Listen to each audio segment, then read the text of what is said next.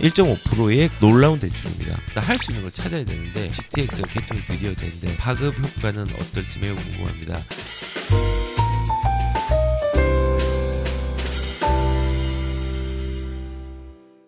부정적인 기사가 있을 때는요, 내게 맞는 기회가 뭔지를 찾는 게 저는 중요합니다.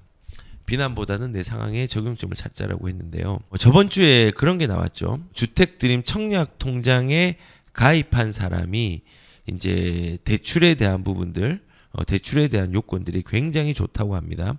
가입 요건 자체는 이제 청년층, 만 19세부터 뭐 34세라고 하는데, 청년 드림 청약 통장을 만들고 난 다음에 이율도 뭐 4.5% 조금 높지만은 이걸 이용해서 청약에 당첨이 되면요, 분양가의 80%까지 이제 저리의 자금들을 이제 지원을 하고, 그다음 지원 대상은 39세 이하 무주택자, 그리고 소득은 뭐 7천만 원, 이런 아무튼 조건들이 있습니다.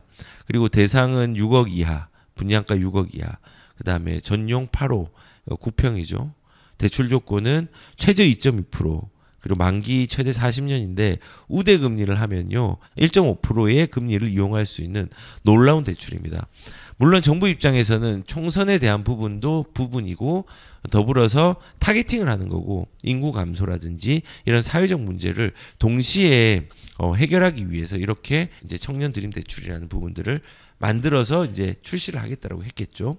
그런데 이런 부분들이 이제 있으면은 부정적으로 또 얘기를 하는 사람들이 분명히 있습니다. 지금 2.2%의 주담대도 가능하고 내 집 마련 숨통 트이나라고 이제 얘기를 하지만은, 이제 부정적인 언론도 마찬가지고 개인도 마찬가지일 겁니다. 서울에서는 그림의 떡이다, 부정적이죠. 서울에서 6억 이하의 신축 분양이 어디 있냐, 이거는 말도 안 되는 거다, 그냥 눈 가리고 아웅하는 거고 그냥 보이기식 정책이다. 뭐 일부는 인정합니다. 솔직히 이제 선거적인 부분에 되게 영향을 미칠 수 있는 부분이기 때문에 맞습니다. 이거보다는 사실 전체적으로 더 확대하는 게 맞습니다. 제 의견입니다, 이거는. 그리고 또 부정적으로 또 얘기를 하는 사람들, 2%의 주담대 두고 같은 30대인데 난 왜 안 돼? 청년끼리 희비가 엇갈린다. 그래서 이걸 보고 부정적으로 접근하는데, 언론도 마찬가지고 개인도 마찬가지입니다. 분명히 이렇게 접근하면서 이 정책을 방관하는 사람도 있을 거라고 생각을 합니다. 그런데 우리는 이러한 부분들을 조금은 다르게 생각을 해야 됩니다. 이런 식으로 생각을 해야 되죠. 긍정적인 접근을 해야 됩니다. 부동산이나 자산은요, 문제를 피하는 게 아니라 문제를 어렵지만 해결하면서 자산을 늘려가는 게 중요합니다.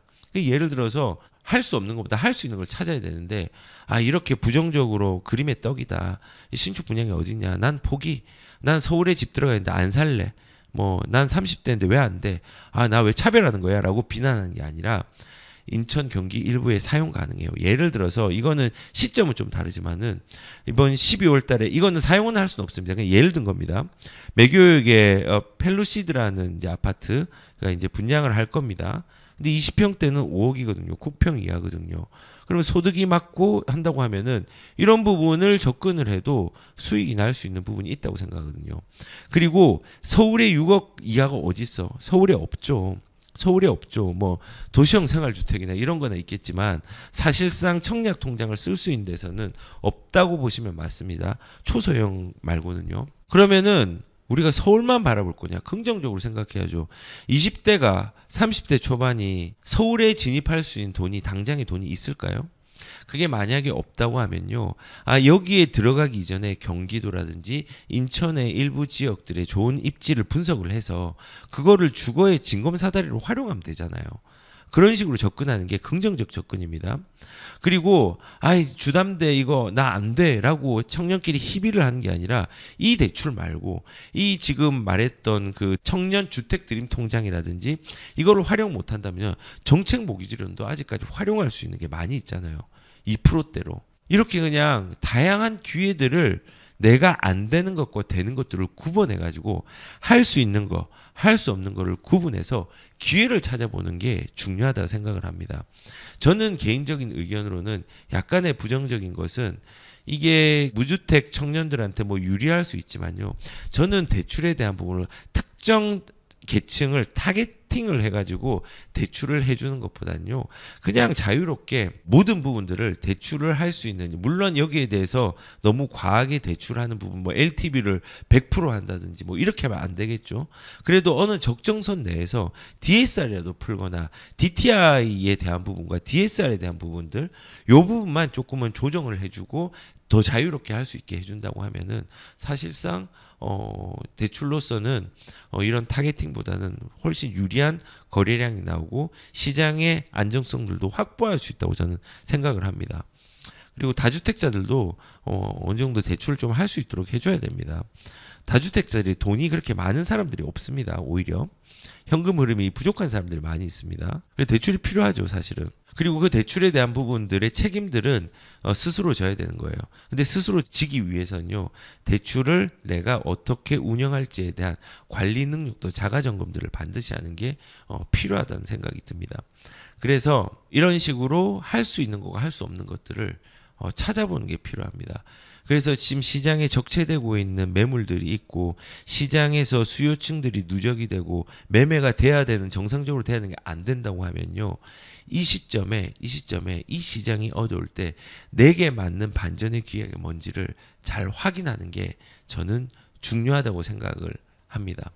그래서 시장이 2023년 한 뭐 2, 3월부터 시장들이 조금은 거래량들이 늘고 상승이 많다라는 어떤 시장의 기사들이 많이 나왔을 텐데, 그런 부분들이 나왔을 때와 지금이 또 다른 상황이 조금 되었습니다. 거래량이 실제적으로 줄었고 조금 시장에 어두운 기사들이 많이 나오는데, 이 부분들을 단순하게 그냥 방관하면서 보지 마시고 이 시점에 또 우리가 뭘 할 수 있는지를 또 바라보는 게 필요합니다. 제가 늘 말씀드리는 게 있습니다.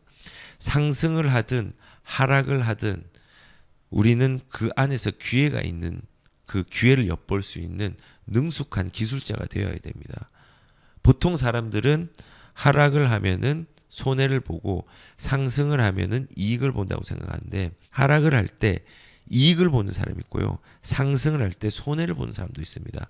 우리가 이러한 부분들을 좀 대응하기 위해서는요, 늘 그 시장에 참여하면서 기회가 뭔지를 익숙하게 능숙하게 바라보는 것들이 좀 필요합니다. 그러려면은 경제에 대한 상황, 그 다음에 우리가 부동산의 원리에 대한 부분들, 그리고 우리가 시장에 대응했던 사례들이라든지 그러한 또 거인의 어깨를 가진 사람들, 이런 사람들의 어떤 경험들을 많이 내가 흡수를 하는 게 필요하다 생각합니다.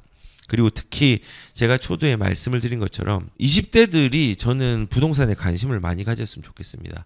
그리고 월급을 받으시는 봉급자분들께서도 부동산에 관심을 많이 가졌으면 좋겠습니다. 사업을 하시는 분들이 사실은 위험하지만은 안전할 수 있는 부분들이 많이 있습니다. 그분들은 부동산과 결합하면요, 자산을 빠르고 크게 늘릴 수 있는 기회를 맞이합니다.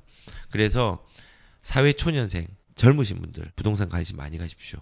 내 전성기는 언제나 있는 게 아니라 이 전성기가 없는 사람도 없지만요, 이 전성기는 반드시 사라집니다. 이 전성기가 사라지는 시점, 은퇴의 시점에 나를 지킬 수 있는 건요, 자산입니다.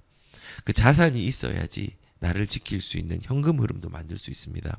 그래서 포기하지 않고 지금의 시장이 어렵다고 현재를 미래로 투영하지 않고 지금 시장에 참여자로 있으면요, 2024년도의 기회, 2023년 지금의 기회들을 많이 발견할 수 있을 거라고 저는 생각을 합니다.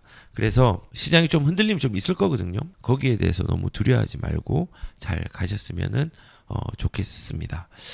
예, 그리고 지금부터는 댓글들을 조금 읽어보도록 하겠습니다. 내년 상반기에 동탄, 수서, GTX가 개통이 드디어 되는데 과연 파급 효과는 어떨지 매우 궁금합니다. 정말 교통의 혁명일지 생각보다 별로일지 궁금하네요. 파급 효과가 생각보다 초반에는 별로일 것 같습니다. 왜냐하면 사실은 동탄, 수서가 아니라 동탄, 삼성이 되어야 되거든요. 근데 이게 일부 구간의 개통이잖아요.